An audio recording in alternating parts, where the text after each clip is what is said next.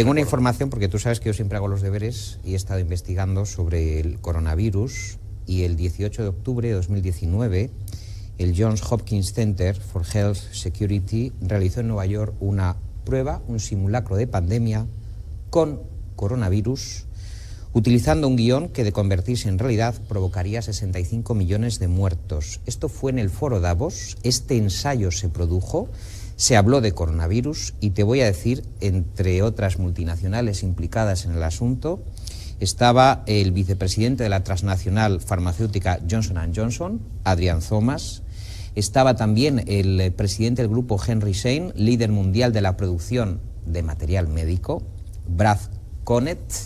Y hay que decir que esto va más allá, porque este virus ya está comprobado. El Global Research reconoce que se ha fabricado en un laboratorio de Wuhan, en el que han participado Francia y el Departamento de Laboratorio de Microbiología de Canadá. Es decir, estamos ante un virus agresivísimo, fabricado.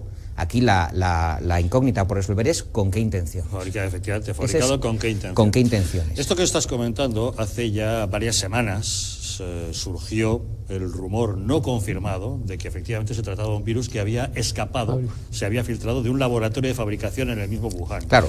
No nadie sabemos supo confirmar si eso era cierto o no. Lo que sí es verdad es, por ejemplo, hay unas declaraciones muy interesantes que acaba de hacer el secretario de Comercio de Estados Unidos, que voy a dejar que los telespectadores juzguen. Es Wilbur Ross, en una entrevista que ha sido transmitida por Fox Business, ha dicho: pienso que el coronavirus ayudará al regreso de los empleos de China a Estados Unidos. En China hubo primero el SARS, la primera variante, después la peste porcina y ahora el coronavirus. Yo creo que España está a rebufo de lo que está ocurriendo fuera de los escenarios de España. Esto ha venido totalmente dado y yo creo que estamos ante lo que el Global Research denomina un agente de guerra biológica perfectamente formado, estudiado y construido. Es decir, un agente destructor sobre economías y sobre poblaciones. Pues si eso se confirma y es cierto, aquí habría responsabilidades penales muy serias con los responsables de esta pandemia que se ha generalizado. Cada vez se sabe más, porque es que da la casualidad, Wuhan, laboratorio de Wuhan, potencias implicadas, es Wuhan el mercado de Wuhan donde ocurre todo. Y precisamente en Wuhan es donde sale el antídoto, los primeros ejercicios de antídoto contra eso. Entonces vamos a ver quién es la farmacéutica que se queda con la patente, cuánto retorno económico hay de venta de material médico, pero sobre todo, claro, luego, para tranquilizar a los telespectadores, he cogido los índices de 2019, son 6.000 españoles los que murieron de gripe. Es decir, todavía no estamos en esos niveles de la gripe común, pero la verdad es que va incrementándose el número de fallecidos en España, lo cual es, desde luego, mínimamente preocupante, Javier. Tilio Brón, buenas noches, Tilio. Un gusto, como siempre. ¿Cómo estás siguiendo esto? Vos que sos un estudioso permanente, esto que hablamos con Carlos, el mundo golpeado. Bueno, el mundo muy golpeado, y yo agregaría una tercera dimensión a todo esto. Yo hablo también de la infodemia, no solamente la epidemia, ¿verdad?, sino el manejo informativo de los datos concretos que tienen que ver con la epidemia. ¿Cuáles son esos intereses? Y me llamó mucho la atención cuando me invitaron hoy al programa, empecé a buscar algunos antecedentes, que en Nueva York, el día 18 de octubre, la Fundación Bill y Melinda Gates, por las dudas, junto con el Foro Económico Mundial de Davos, organizaron un experimento muy curioso, un ejercicio de pandemia de alto nivel, para ver, ¿no es cierto?, de qué manera, si llegara a surgir eso, que ellos dicen es apenas una cuestión de tiempo antes de que el mundo entre en una epidemia global, de qué manera se pueden coordinar los gobiernos y las instituciones para detener esa pandemia. 2 meses antes, apenas del estallido de la epidemia esta en China, estos hicieron este experimento en Nueva York. ¿Habrá sido coincidencia? Digo, ¿y vos qué ves? Yo creo que, a ver, yo creo que cuando uno mira, por ejemplo, los manuales del Pentágono sobre las guerras de quinta generación, uno de los elementos fundamentales que ellos apuntan ahí es la guerra bioquímica o la utilización de este tipo de cuestiones, ¿no es cierto?, a partir de la ingeniería genética, etcétera, que permiten producir un resultado que de repente se les escapa a las manos. Porque fíjate lo que dicen algunos expertos, curioso el lugar donde estalló la epidemia en China. Normalmente, cuando la compara con otros anteriores, en general aparecían en poblados más o menos aislados. Y ahora aparece en Wuhan, que es un nudo de comunicaciones y de transportes de China. Digo, algunos analistas chinos se juegan. Existen muchos círculos de poder, pero ninguno despierta tanto morbo y tanto interés como el Club Bilderberg. Un grupo de políticos, economistas y directivos de grandes corporaciones se reunía por primera vez en un hotel llamado así en 1954 y desde entonces no ha dejado de hacerlo.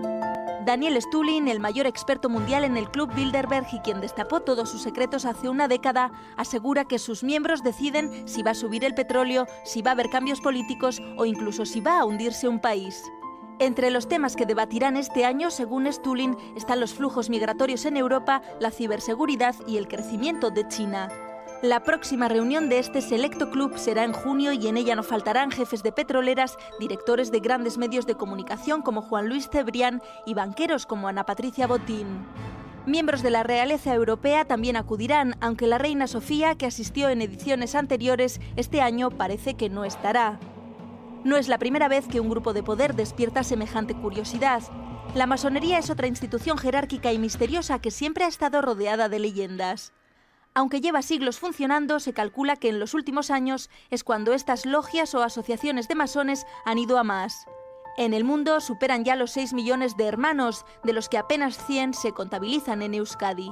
¿Hay entre nosotros más grupos de poder en la sombra? Bruno Cardeñosa, experto maravilloso, director de La Rosa de los Vientos de Onda Cero. Bruno, arratsaldeon, muy buenas tardes, querido amigo. Cuéntanos. Muy buenas, ¿qué tal? ¿Cómo estáis? Estos grupos de poder tú los conoces muy bien. ¿Qué nos puedes decir de ellos? Bueno, no los conozco muy bien, pero tengo bastante información. Ya me gustaría a mí conocerlos y saber algo sobre lo que hacen y lo que dicen y lo que piensan en esas reuniones. La del Club Bilderberg es una vez al año y se juntan unas 130 personas. Lo que une a todos ellos es el poder, en muchas ocasiones el dinero, pero sobre todo el poder, que tienen mucha relevancia sobre la gente, que pueden influir lo que ellos decidan y lo que ellos hablen. No es que se junten para decidir cosas, sino que el hecho de que se llame y se cite a las personas más importantes del mundo, algunas de las más importantes del mundo, hace que evidentemente, aunque no tengan un poder ejecutivo, que eso no se escribe en ningún papel, pero cuando vuelven a sus despachos oficiales, esos en los que deciden lo de todos, cuando vuelven ese lunes, después de las reuniones, el Club Bilderberg es entre jueves y domingo, pues cuando vuelven, evidentemente, al ponerse de acuerdo entre todos ellos y mantener una serie de ideas y de posturas que suelen ser comunes, pues incorporan esas ideas y esos planteamientos a sus políticas. No es un grupo de poder en el sentido de que se crea para tener el poder, sino que el poder les lleva a ello, a estar en ese grupo. En el Bilderberg, en este caso, en España tuvo mucha influencia, que había muchos miembros del Club Bilderberg entre los años 70 y 85 aproximadamente, tuvo mucha influencia la trilateral, que se llamaba así, porque cogía personas de los tres principales grupos de poder en el mundo geográficamente hablando, Europa, Estados Unidos, que es el Bilderberg, es Europa y Estados Unidos, nació precisamente para unir ambos continentes, pero en el caso de la trilateral, que anteriormente era más famosa, estaba también la parte japonesa, cuando Japón era muy poderoso y muy influyente en la política internacional. Por eso se llamaba trilateral y tenía mucha influencia en España. Y grandes ministros muy importantes, empresarios muy importantes, han salido citados algunos, pero personajes muy relevantes que deciden. Bruno, ¿es cierto que pueden cambiar el curso de la historia de un país, este club? Pero es que lo han cambiado antes de llegar al Club Bilderberg y van al club o van a la trilateral o van y presentan sus ideas en cualquiera de los think tanks a los que pertenecen o de los que beben antes de eso. No se crea el grupo para que ellos estén ahí decidiendo lo que va a pasar en el futuro. No, ellos ya lo han cambiado antes. El muro del Mediterráneo lo han creado antes y luego se juntan para reforzar sus ideas y mantener esas ideas que saben que son las adecuadas. Y están en el Bilderberg no decidiendo el futuro, sino formando parte de ese futuro, formando parte del poder en el Bilderberg, la trilateral, en el Instituto de Empresa norteamericano, en cualquiera de los think tanks. Hay decenas de think tanks en todo el mundo que tienen mucha influencia. Ahora mismo una de las personas más influyentes en el mundo es Peter Thiel, que es el que le escribe los discursos, más que el escribir los discursos, el que piensa por Donald Trump. Es el dueño de algunas de las grandes empresas del mundo de la informática, empresas que utilizamos todos los días, todos nosotros, y él mostró que estaban muy contentos en el poder, en el Bilderberg, en la trilateral, en otros sitios estaban muy contentos con la victoria de Donald Trump. Nos han contado. Bruno, ¿tú crees que mentira, lo que pasa ¿tú crees que el Club Bilderberg ha sustituido a los masones, o los masones siguen existiendo y siguen teniendo poder, de algún modo?